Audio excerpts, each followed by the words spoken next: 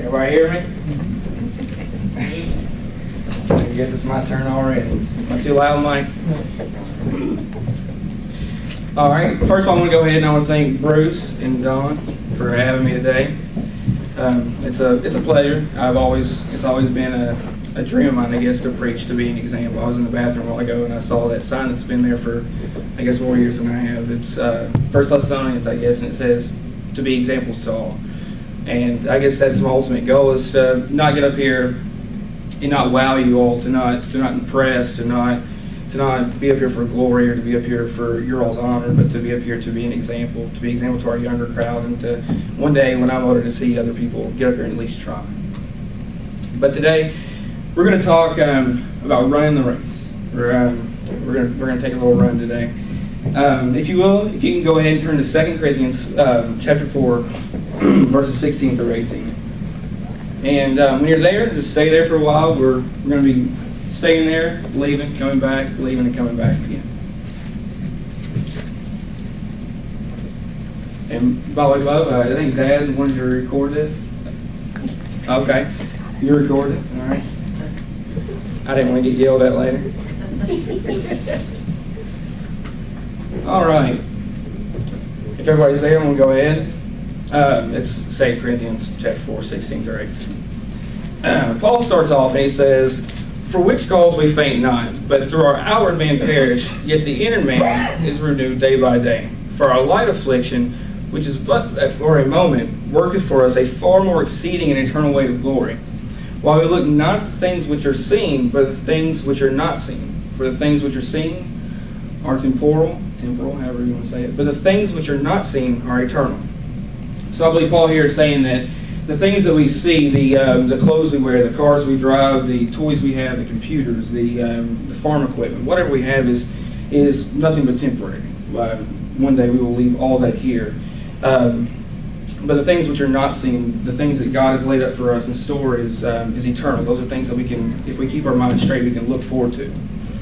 I want to go back and I want to tell you a story that I read. I'm not an avid runner, I guess. I run quite a bit. Training for a mini marathon right now. That's in 4 months. And this story is what kind of prompted me to preach about this. It's a new trend that began developed in marathon running. A group of individuals who call themselves ultra runners. They're not just regular runners, I guess they're ultra runners. They don't just run marathons, they see how many marathons they can run in 1 month. Now, I don't ever plan on running a marathon. It's going to take me 6 months to train for a mini marathon. That's half. 13.1 miles. These people are trying to run 26.2 miles as many times as they can in 1 month. At 6:05 a.m. one morning, first day, 5 of these ultra runners stepped up to the starting line on the sidewalk in Jamaica to run a course just over a half a mile long. Half a mile is not very bad. I can run a half a mile. Everybody here can probably run a half a mile. But they're going to do it 5,649 times, a distance of 3,100 miles. I'm going to butcher this guy's name, and I apologize, but his name is Super Bahab Bekjord. Go figure, right? He ran the 3,100 miles in 50 days in 2 hours. He averaged 61.9 miles per day. Unfortunately, that wasn't quite good enough to earn the distinction of the world's greatest ultra runner. There's somebody better. Edward Kelly. He reached 3,000 miles in a time of 46 days, 6 hours.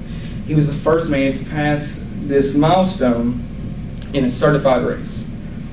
Despite temperatures over 90 at times and oppressive humidity, Edward just ran on. Mind straight, he kept running. He ran on with a fever. They measured his internal temperatures reached to a degree of 120 degrees, or 102 degrees, sorry. He would have been dead. He became the first man to reach 3,100 miles in 47 days and 15 hours. That's insane. 40 minutes after reaching 3,100 miles, you would figure he would have went home, took a salt bath, laid down, passed out for days. No, he returned to the course to record 13 more laps because he wanted to reach the ultimate goal of 3,106 miles, or as the ultimate goal is 5,000 kilometers. In 47 days, in 19 hours. Here's the amazing part. He averaged 65 plus miles per day. I don't even drive that much. I drive every day to work. I drive to school. I drive here on Sundays. I don't drive 65 miles in a week, maybe, in 47 days. 65 miles a day for 47 days. Okay, if we took a collective vote right now, if we passed around a petition, and I asked who would be interested in learning this kind of endurance, maybe one. Joel would say so. He would want to do it. But I just figure as a whole, we're not interested in learning how they endure this kind of stress. Not that there's anything wrong with having that kind of endurance, but it's just not what we place our premium on in life. What I want to say that I place my premium on in life is spiritual endurance. And that's where we're going to today. I think that a lot of people think that once we are saved, well, spiritual endurance isn't a problem. We go downstairs in the basement, we're dunked in water, we're baptized, we're saved from the remission of our sins. We go on. We don't have to think about it again. Just keep doing what we do every day. We don't need a spiritual re-enlightenment, but we do. It doesn't come automatically. We won't just automatically put things in their proper spiritual place. And me personally, I need a charge on my spiritual batteries. And maybe I'm just different. No one else has ever had to face a spiritual disparity. No one's ever left these doors and said, I don't know if I can do it. I've been sitting here my whole life. I've been sitting on the same pew. I was talking to Mike earlier, Mike and Wanda, about how I'm just like my pep all young. I sit in the same spot. I don't let anybody sit there. If they do, I'm upset. I'll sit on this side or something, but I'm probably not going to be happy. But I sit in the same spot, and sometimes it gets tough. So I've expressed concerns to people before, and it gets tough. It does. To come here every single Sunday, to leave the doors, and keep struggling, keep thinking about what Dad said on Sunday, keep it in my heart, not just in my mind, but in my heart, and to show it, and shine my light throughout the week. And I have to fight for endurance every day. There's days when it's easy. It is. Sunday morning. Today, Sunday night. I'm here. I may look like a perfect Christian standing behind this pulpit. Everybody does. They do. But I'm not. I'm not a perfect Christian. This lesson is not for you all. This lesson, I chose it because I thought it fit me best. I have a hard time with spiritual endurance. But you don't see many people, quote unquote, backslide on Sunday morning or Sunday night. It's that period during the week that we're not in church. We're influenced by our friends that don't go to church. We're influenced by our friends who have different outlooks on life. We're influenced by those who just don't sync with us quite as well as we would like on a biblical and spiritual basis. And the reason for this is a lack of spiritual endurance. We must learn to be spiritual ultra runners and not sprinters. It's easy to run fast. It's easy to do it on Sunday morning, but we have to be those people who run a distance that wows people spiritually. It's been said before, but the road from here to our prize at the end of life is not a 100-yard dash. It's not a 1-mile run. Sticking with it spiritually is a day-by-day marathon. We got to keep going. It's a spiritual race, if you will. We're not competing or anything like that, but it's a spiritual race. We must start it in a particular time in its birth into baptism, and we must go until it's our time. What is a spiritual race? I have a couple of analogies that I would like to give of a spiritual race. Maybe it's a daily drag of a young married couple both working 40 hours a week to make a living. Those people need spiritual endurance. Or maybe it's a high school student going through all those major changes, saving for the first car, wondering if they'll ever get married, wondering if they'll ever go to college. What college should they choose for? I've been there. All of us have been there. We've wanted to decide, what am I doing with my life? Am I in the place where I want? It takes a toll. You need spiritual endurance. Or maybe it's somebody dealing with a chronic illness when they feel like they've been abandoned, they've been forsaken. I work at the hospital, and I hear religious people all the time say that I feel like God's left me. I feel like me being in this hospital bed, my family not here, I feel like God has forsaken me. But He hasn't. That takes spiritual endurance. You have to go through it. What about those who, like I said, have spent the majority of their life like me, sitting on the same pew in the same spot every Sunday, singing the same songs? Those people need spiritual endurance. None of us can afford to lose focus on the race. The need for endurance is universal. That's why I'm interested when a man like Apostle Paul says that he has the answer. Let's look for a few minutes of what he has to say. Paul says, we faint not. He begins there by making the statement again in 2 Corinthians chapter 4, verses verse 16. For which cause we faint not. Or that's the King James Version, but as the NIV puts it, for this reason we do not lose heart. Then he makes sure that we know that he's not talking about physical endurance. For he says, in verse 16 again, the outward man perishes. Okay, I know that. I know that the outward man perishes. I know that I won't last forever. I've seen people live a long time, but it doesn't last forever. Everything comes to an end. I'm sure no one wants to argue with that. It's pretty self-evident. Everyone, even the great Apostle Paul, felt the effects of the outward man perishing. I can only imagine. I'm not to the age yet where I begin to notice those slowing steps or graying hairs. But I can assure you that if Jesus delays his coming just a few more years, I'll begin to realize exactly what he means. We all will, because, like Paul says, the outward man perishes. Paul knew what it was to have his physical body let him down on occasion. Sure, again in verse 16, Paul says, and I'm going to reiterate, the outward man is falling, but the inward man is renewed day by day. He says, and this isn't exactly what he says, but I want to imagine that Paul says, I feel like an old man on the outside. I feel like the outward man can be perishing, but I can still be a 20-year-old on the inside. I can be a 20-year-old spiritually on the inside, although the outer me is decaying, is diminishing. When I get to Paul's age, I like to have the same level of spiritual energy that a 20-year-old has in physical energy, because I believe that's what Paul's saying. I guess in a nutshell, what I'm saying is, give me some of Paul's kind of endurance. Let me be like Paul. Let me have his spiritual endurance. But how? What makes the difference between the outward and inward man? Have you ever heard somebody say something and all of a sudden you can see plainly how they view all of life? I'm going to give a little illustration of a story that I read when I was looking through different articles. It was about a woman who was never positive. Anything she said was negative. One day her neighbor decided that he had just about had it with his negative neighbor's attitude. So he went out and bought a dog. Now this just wasn't any dog. This was a miraculous dog. He could do incredible tricks and perform feats that were just beyond belief. When he got home, he called the lady outside and said, "Come here, look what my dog can do." He threw a stick onto the lake in his backyard and said, "Fetch." The dog immediately ran to the lake, walked on water, and retrieved it. Pretty miraculous dog. He turned to the woman all high and mighty and he said, "What do you think of that?" The man asked his neighbor and she goes, She began to frown. She goes, "He can't swim, can he?" That's all she had to say was 4 words, but you immediately knew how she viewed life.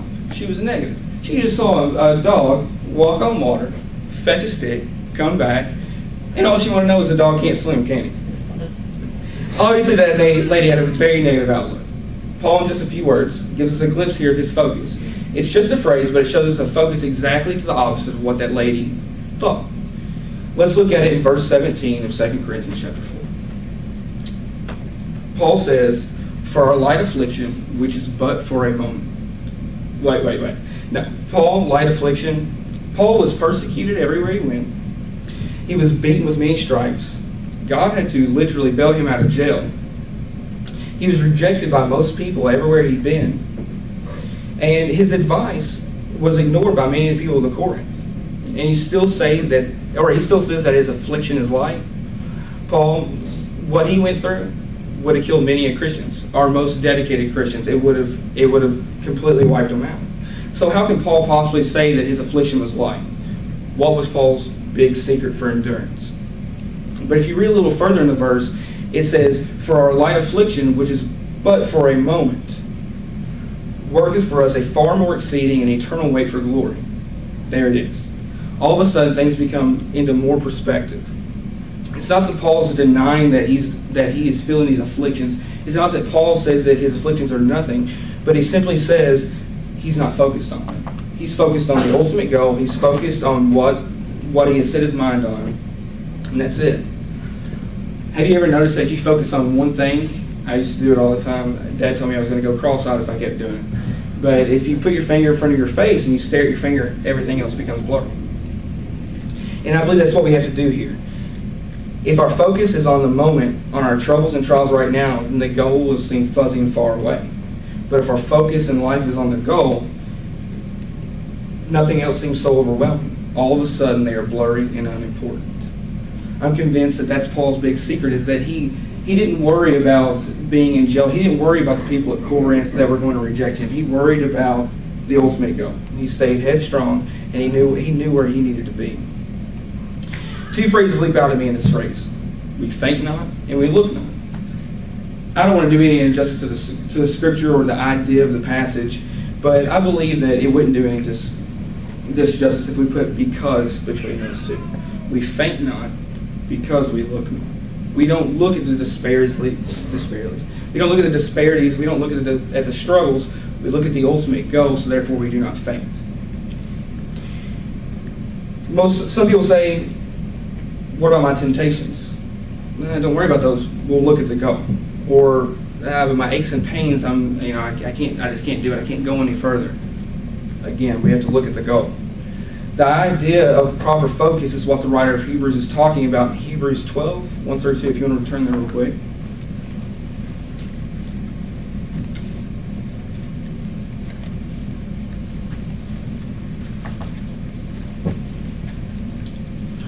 All right, in Hebrews 12, verses 1 through 2, he says, "Let us run with patience the race that is set before us, looking unto Jesus, the author and the finisher of our faith." Okay. But you say, I'm discouraged. Okay, but look past that. We must look unto Jesus. But I'm at school, at work, I'm fighting these temptations. These people have a group going on, and I just want to be in it. But they go out, they do these things that I was taught not to do. Again, we must focus on the goal, so all else may become blurry. I think it's too bad that the chapter division fell right there, because so many times we get to the end of the chapter and stop, and we don't connect the thoughts from one chapter to another. So I'm going to close with the next verse in chapter 5 of 2 Corinthians, in the first verse. He says, "For we know that if our earthly house of this tabernacle were dissolved, we have a building of God, a house made with hands, eternal in the heavens." Okay, so let's look at that real quick. He's saying that we have an earthly house of this tabernacle. If it were to dissolve, if it were to be completely wiped away, we have a building of God, we have a house made with hands, which is eternal. Again, I believe that we go back and we say that, again, don't look at the disparities of this life. We must look at the goal, and we must head towards that goal. That's what we're heading for. It's not a nice fairy tale. It's reality. And that means that if we will raise our eyes and our focus on that eternal hope, can rise above the discouragement and those troubles. That was the Apostle Paul's big secret, I believe, of going through those disparities and going through those struggles and being the man that he was. And I believe that even though this was written over 2,000 years ago, until God says it's time, let's get our eyes. We will suddenly find the secret to being more than just a spiritual sprinter. We can learn to be a spiritual ultra runner. Because for which we faint not, though our outer man perish, yet the inner man is renewed day by day. However, to run this race, we must first start at the beginning. We must put on God and begin running for Him. And when it feels like we can't run any further, run harder. Look unto the prize, for it is much greater than the struggle. There will be bumps. I can't tell you that I won't. I'm 22 years old when I'm 23, and I've hit so many bumps where I just felt like pulling over and not going on it anymore. But there will be bumps, but again, we must look onto the ultimate goal to achieve the crown that we're promised. People will quit running. Those people that we're running with, they will quit running. We can do everything we can to keep them continuing the race and staying headstrong and heading forward, but we can't do anything about it. We must first worry about ourselves and reach that goal and stay headstrong and hope that everybody else follows in suit. And I'm going to close with, if you haven't started running, you need to. And the only way to start running is, I'm going to say, to put on your running gear. And your running gear in this case is God. And the only way to be put on God is to be baptized into Him. And in Acts 2:38, we're commanded to be baptized, and there is no other way into the kingdom of heaven. So today, if you aren't baptized and you aren't running the race with us right now, then I want to say that we need to start running the race before it's too late. And we need to be baptized into God and start running. And if you are running, it's okay. And I know there's disparities out there, and I know there's struggle, and that's been the whole highlight of this sermon. But again, stay head forward, stay headstrong. There's going to be struggle, there's going to be disparities, but we will overcome them. And we have to stay strong.